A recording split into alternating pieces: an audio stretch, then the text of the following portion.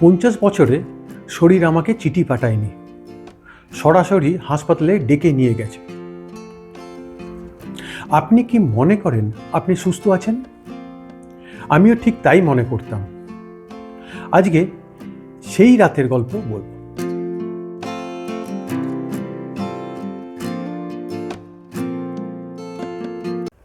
জানেন, মানুষ সবসময় ভাবে আমার কিছু হবে না। আমিও ভাবতাম, 50 বছর বয়স পর্যন্ত ভাবতাম আমি তো সুস্থ আছি, কাজ করছি, পরিবার সামলাচ্ছি। কিন্তু একটা মাত্র রাত সব বদলে দিল। আজকে আমি সেই রাতের কথা বলবো এবং বলবো কিভাবে সেই একটা ঘটনা আমাকে নতুন করে বাঁচতে শিখিয়েছে। যদি আপনার বয়স 40-এর উপরে হয় তাহলে আজকের ভিডিওটা আপনার জন্য। প্লিজ পুরোটা দেখুন। সেটা ছিল একটা সাধারণ বৃহস্পতিবার রাত। ব্যবসা থেকে ফিরেছি, খেয়েছি, শুয়েছি। হঠাৎ রাত 2টোর দিকে বুকের মাঝে একটা চাপ অনুভব করলাম। প্রথমে ভাবলাম গ্যাস হয়েছে, কিন্তু না। ঘাম হচ্ছে, হাত ঠান্ডা হয়ে যাচ্ছে, শ্বাস নিতে কষ্ট হচ্ছে। আমার স্ত্রী পাশে ছিলেন, তিনিই টের পেলেন আগে। আমাকে টেনে তুলে বললেন, চলো হাসপাতালে। সেই মুহূর্তে আমি বলেছিলাম, আরে সকালে দেখা যাবে। ভাবুন একবার, রাত 2টোয় বুকে ব্যথা আর আমি বলছি সকালে দেখা যাবে। এটাই ছিল আমার সবচেয়ে বড় ভুল মানসিকতা। যাই হোক, তিনি শুনলেন না আমার কথা। রাত 2টোয় হাসপাতালে পৌঁছালাম। ডাক্তার ইসিজি করলেন, রিপোর্ট দেখে বললেন, আপনি ভালোই করেছেন এসেছেন। ডাক্তার বললেন প্যানিক অ্যাটাক হয়েছে। প্যানিক অ্যাটাক হলো হঠাৎ করে তীব্র ভয় বা অস্বস্তির একটি পর্ব, যা কোনো স্পষ্ট বিপদ না থাকলেও শরীরে তীব্র শারীরিক প্রতিক্রিয়া সৃষ্টি করে, যেমন দ্রুত হৃদস্পন্দন, শ্বাসকষ্ট, মাথা ঘোরা বা বুকে ব্যথা। আমি জিজ্ঞেস করলাম, কিন্তু কেন? আমি তো সুস্থ মানুষ। তিনি হাসলেন। সেই হাসিটা আমার এখনো মনে আছে। বললেন, সুস্থ মানুষ মানে কি? কতদিন ব্লাড প্রেশার মাপেননি? কতদিন ঘুমাননি ঠিকমতো? কতটুকু হাঁটেন রোজ? কি খান? আমি চুপ করে থাকলাম, কারণ প্রতিটা প্রশ্নের উত্তর ছিল না, জানি না, অনেক দিন না, যা পাই তাই। তিনি বললেন, আপনার বয়স 50, শরীর আর আগের মতো ক্ষমা করে না। 30 বছরে যা করেছেন 50-এ সেটার বিল আসে।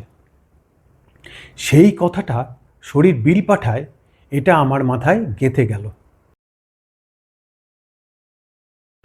হাসপাতাল থেকে বাড়ি ফেরার পথে আমি ভাবছিলাম, কিভাবে এতটা অবহেলা করলাম নিজেকে।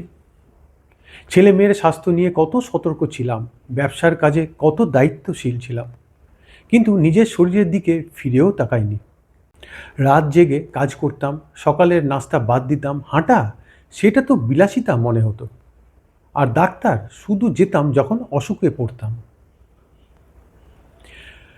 আমি জানি অনেকে এই ভিডিও দেখছেন যারা হুবহু একই জীবন কাটাচ্ছেন। সকালে উঠে ব্যবসা, রাতে ফিরে খাওয়া, ঘুম, আবার সকাল। মাঝে নিজের জন্য সময় শূন্য। আমি সেটাই ছিলাম। আপনিও কি সেটাই আছেন? হাসপাতাল থেকে ফেরার পরদিন সকালে আমি একটা সিদ্ধান্ত নিলাম। কোনো বড় বিপ্লব না, কোনো জিম মেম্বারশিপ না, শুধু 3টে ছোট্ট সিদ্ধান্ত। 1, প্রতিদিন সকালে 30 মিনিট হাঁটবো, কোনো অজুহাত নয়, বৃষ্টি হলেও, কাজ থাকলেও। 2, রাত 11টার মধ্যে ঘুমাবো, ফোন বন্ধ, টিভি বন্ধ, ঘুমের সাথে আপোষ নয়। 3, প্রতি 3 মাসে একবার ডাক্তার দেখাবো, অসুস্থ না থাকলেও। সহজ শোনাচ্ছে, তাই না?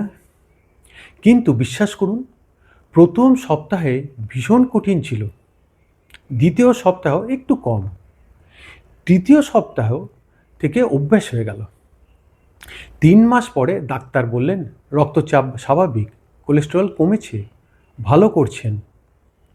সেই দিনটা আমার কাছে পুরস্কারের চেয়েও বেশি মূল্যবান ছিল। আমি একটু ব্যক্তিগত কথা বলি। হাসপাতালে সেই রাতে আমার মেয়ে সঙ্গে ছিল। ও খুব ভয় পেয়েছিল। সেই মুহূর্তে আমি বুঝলাম নিজের যত্ন নেওয়া শুধু নিজের জন্য না, এটা পরিবারের জন্য, এটা দায়িত্ব।